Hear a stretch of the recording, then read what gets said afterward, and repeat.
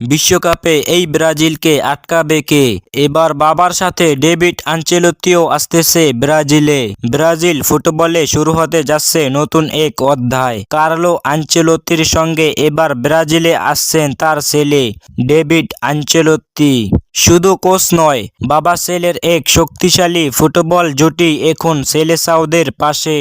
David Ancelotti বহু বছর ধরেই বাবার ছায়ায় নয়, বরং বাবার ডান হাত হিসেবে কাজ করে আসছেন। রিয়াল মাদ্রিদে আনচেলত্তির প্রতিটি বড় সাফল্যের পেছনে ডেভিড ছিলেন ট্যাকটিক্যাল প্ল্যান, ট্রেনিং ড্রিল আর ম্যাচ বিশ্লেষণের মূল দায়িত্বে। ম্যাচের আগে প্রতিপক্ষ বিশ্লেষণ, ইন গেম থেকে অ্যাডজাস্টমেন্ট আর তরুণ খেলোয়াড়দের সাথে যোগাযোগ, এই জায়গাগুলোতে ডেভিড আনচেলত্তি আধুনিক ফুটবলের প্রতিচ্ছবি।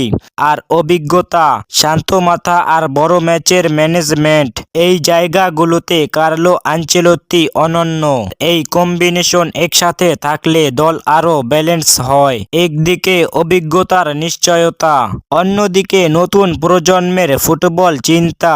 এই কারণেই ব্রাজিল ফুটবল ফেডারেশন মনে করছে এই জুটি দলকে মানসিক ও ট্যাকটিক্যালি আরও শক্তিশালী করবে।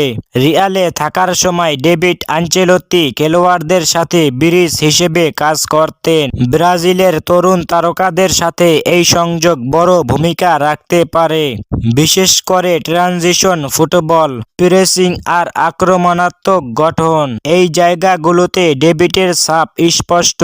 2026 বিশ্বকাপকে সামনে রেখে ব্রাজিল শুধু কোচ নয়, তৈরি করছে একটি পূর্ণাঙ্গ ফুটবল স্ট্রাকচার। আর সেই স্ট্রাকচারের কেন্দ্রে এখন আনচেলত্তি পরিবার।